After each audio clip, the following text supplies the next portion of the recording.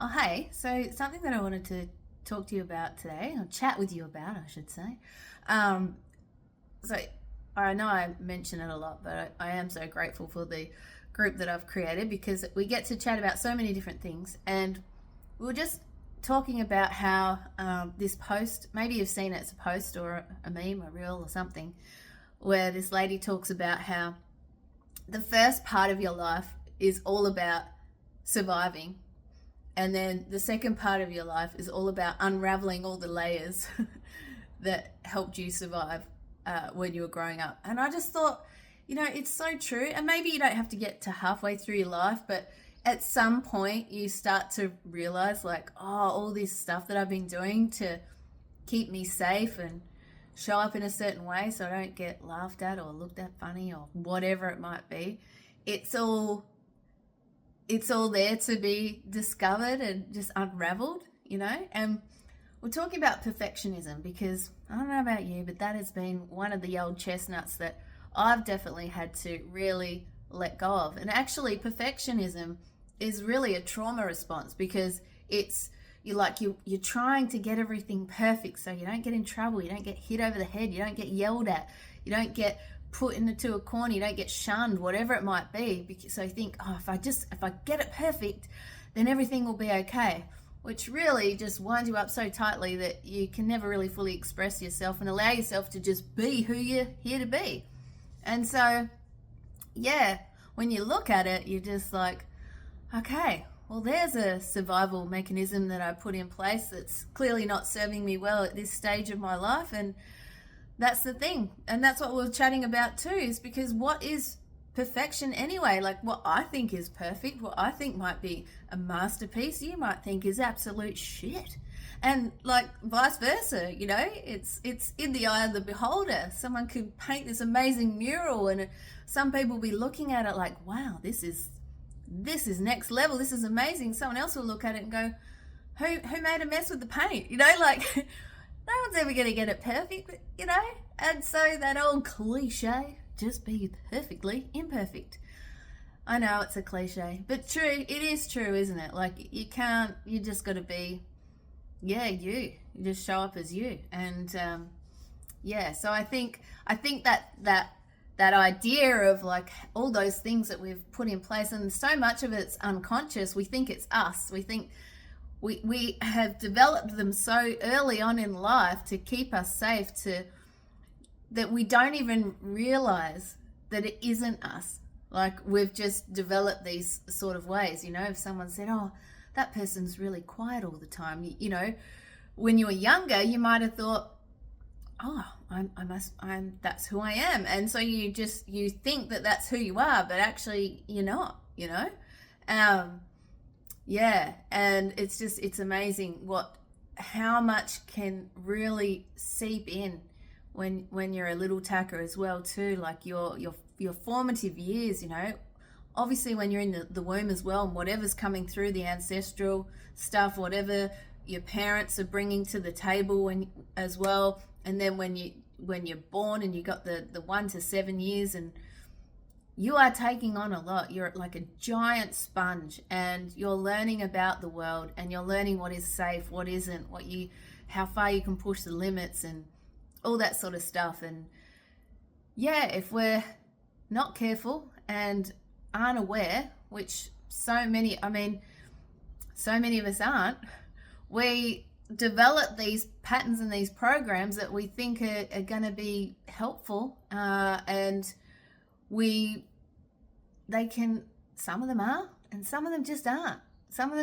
And so it's up to us. It's like many people say, it's not, what happened to us might be really shit. It might be really shit, and it's not okay. It's not okay what happened. But ultimately, it's our responsibility when we become aware of who we are and stepping out in the world. It's our responsibility to create change and be who we want to be as well, And so,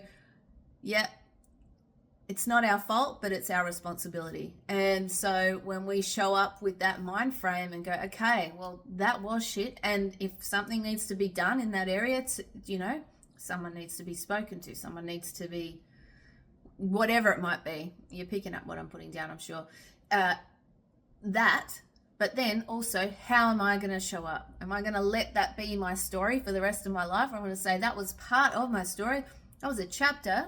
And now I choose to be who I want to become. I choose to be the best version of myself. I choose to show up how I want to show up. I choose to be myself. I choose to just be the warts and all version of me. And if people don't like it, doesn't matter. Like that's sort of where we go. And so, yeah, when you're looking, when that post or meme, whatever it was, it got me to thinking, because so much of it is this unraveling. And then when you've done that for a while, you know, and you've done all that sort of stuff, you're just like, okay, well, what do I want to create now? What do I want to bring to the table of life? How much fun can I have? What is it that makes my heart sing when I'm not worried about showing up a certain way, or being a certain way, or doing something a way that I think I'm supposed to do it because that's how everyone else does it. Like, it's like, okay, no, what do I really want? What really makes my heart sing?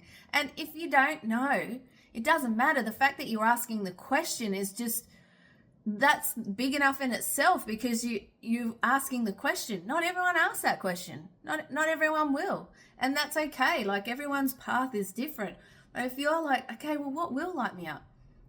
You just ask spirit. You ask your inner self, your higher self, your all-knowing self. Just say, show me what I'm here to experience. When I signed up on this soul contract in my life, what else did I want to do?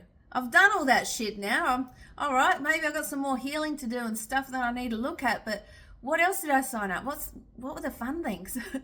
What's the stuff that I really wanted to do?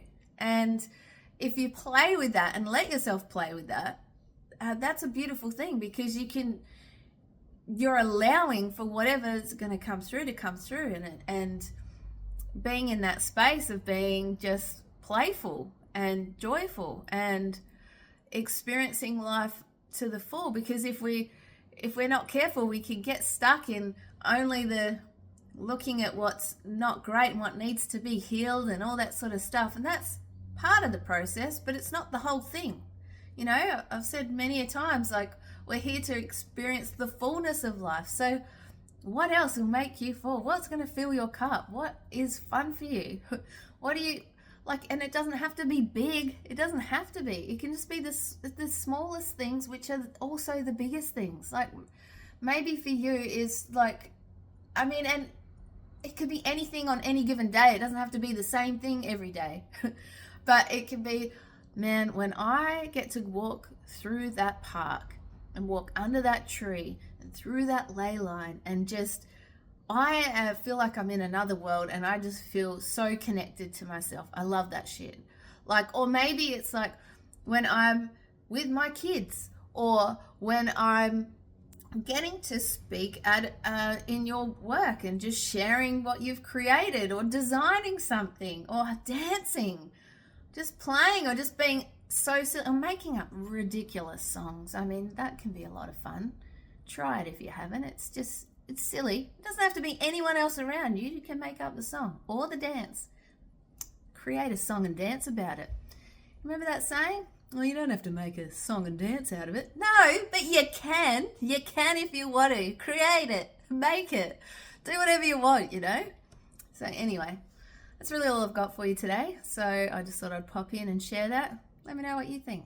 Have you created a song and dance lately? Have you just done that silly dance in the kitchen, in the car, or just rocked out in the car, music so loud, like you're having your own disco? Disco, who uses that word anymore? Disco. I just did. Anyway, I think I'll leave it there. I'll catch you in another video soon. Can't wait to read your comments if you do leave one. And if not, no, I won't be reading anything. So, makes sense. Anyway, have a good day. I'll see you soon. Bye.